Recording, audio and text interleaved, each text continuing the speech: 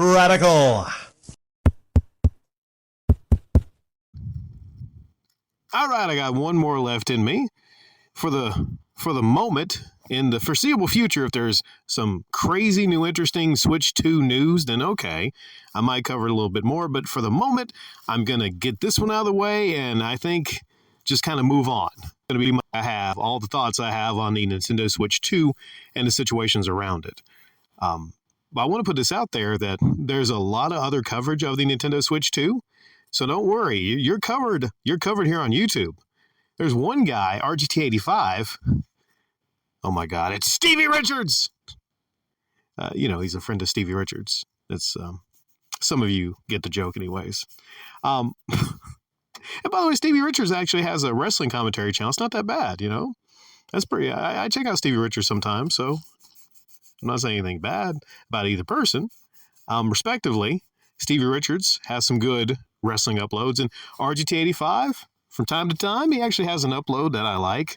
But man, that guy must be on some 1980s authentic high-tier cocaine, because it seems like he's uploading 9 or 10 Nintendo Switch 2 uploads a day. I mean, damn. Is there that much to cover about the Switch 2? Hell, maybe I'm missing a whole lot of things. But yeah, I just keep getting recommended. It seems like every couple hours a new RGT85 upload on the Nintendo Switch 2. So, damn, I guess there's, if you can do it, you can do it. So, hats off to that guy. Like I said, he's probably on cocaine. It has to be, Maybe he's not sleeping. He's just bouncing up and down all around the house. Switch 2, Switch 2, Switch 2 news. Like he's a freaking Switch 2 news machine. So what am I really going to add to it? I don't know. I'll try to make mine a little bit different, a little bit unique from some of the others. But there's this guy. His name is Bowser. Can you fucking believe it? I didn't believe it. I didn't believe it that this guy was actually the president of Nintendo America. On to that before I get into the Switch 2 news. Actually, a Mario character. I'm thinking, of it not. How could it not? That's a golden opportunity. I just don't see anyone beating Bowser unless it's a guy named frickin' Luigi or something, right? That just knocked me for a loop. His name was Bowser. But the Switch 2 news. Here's some good news running the Switch because it's tariffs. There's a pause right now. Apparently you can pause tariffs. There's a presidential pause on the tariffs for Japan and everyone else except China. So there's a pause on the tariffs for Japan for 90 days. So in that 90-day window, the Switch is releasing. So hopefully it's only $450 and $500 for that Mario Kart bundle. So that's good news for a lot of you wanting a Switch and not wanting to pay a ton of money for it because of extra tariffs. So this guy Bowser, he addressed fans a couple days ago that were a little bit disappointed, a little bit saddened to hear that the Switch would be hundreds of dollars more if you get the $500 version than the first Nintendo Switch that just released in 2017. I mean, that was a good deal looking back. $99 for the Switch? Damn, I could see why it sold really well. But now it's $450, $500, which is not crazy expensive when you think about it. Because hell, the Xbox One was $500 when it released, and the PlayStation 4 was $400 when it released. So yeah, it's between that. It's not a crazy price point for the system itself. And this guy Bowser, he said, basically, as we look at Nintendo Switch 2, and you think about the feature sets that I talked about, we believe that the pricing is appropriate for the value of the machine and the gameplay experience overall. We recognize, there are some people that may not be able to afford the Switch's 2 price point. Screw you, broke mother... He didn't say that. That's why we wanted to make the other Switch platforms available, so broke people, still have an opportunity to come into our gaming universe, be a part of these characters in these worlds, and see value, if you will, in whatever rung of the platform they come in. Did you just pull a Don Matty? Bowser, Bowser, Bowser, you pulled a Don Matrick. It's not a full Don Matrick. He pulled a half Matrick. You know, Don Matrick, if you remember, back in 2013, with the unveiling of the VCR Xbox One, he responded to people that were a little bit concerned and confused that, this thing would be $500, came with a Kinect camera, and the camera might be watching you and you might have to be online only all the time.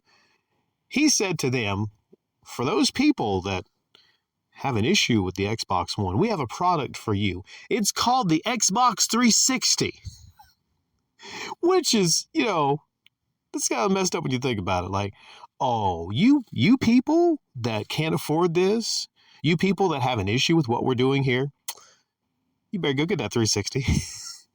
Hey, I love 360. That's not a punishment, really, I think. It's not.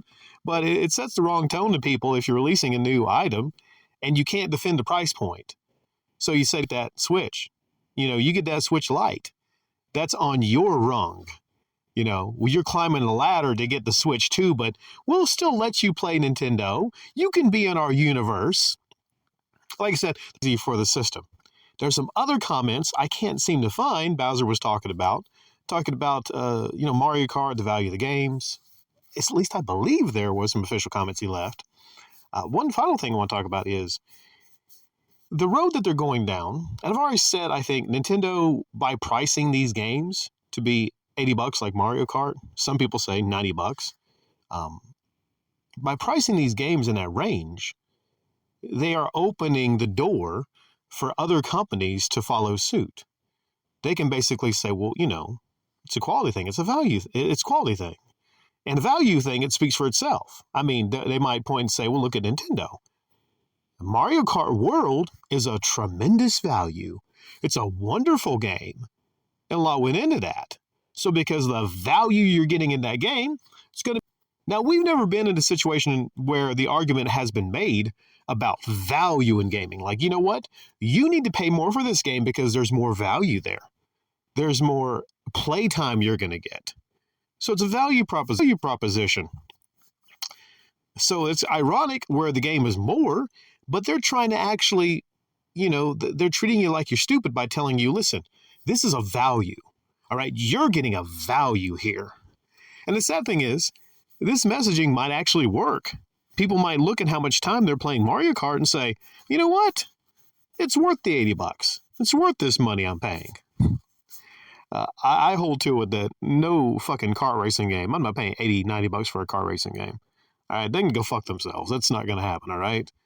We're not talking about Zelda or Mario mainline. We're talking about a damn, we're not talking about a masterpiece. We're talking about kart racing, all right?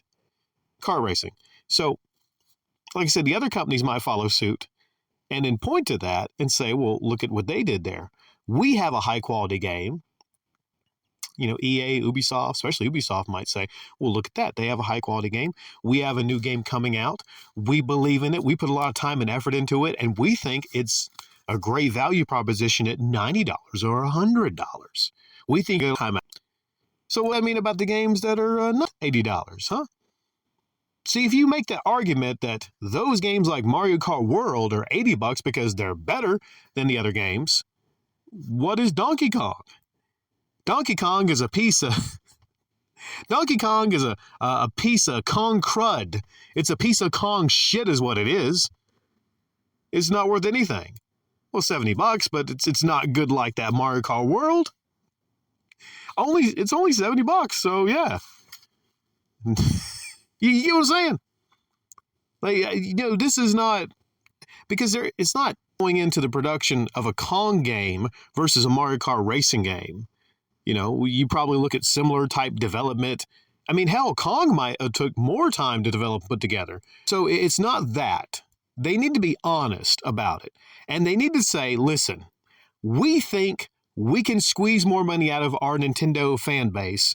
We think we can get more money out of this game. That's why we're pricing it what we're pricing it. Just be fucking honest, all right?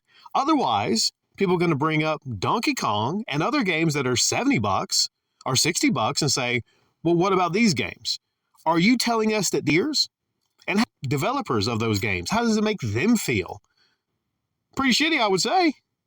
Because, they'll say, like, well, our game is not nearly worth getting $80. It's a $70 game.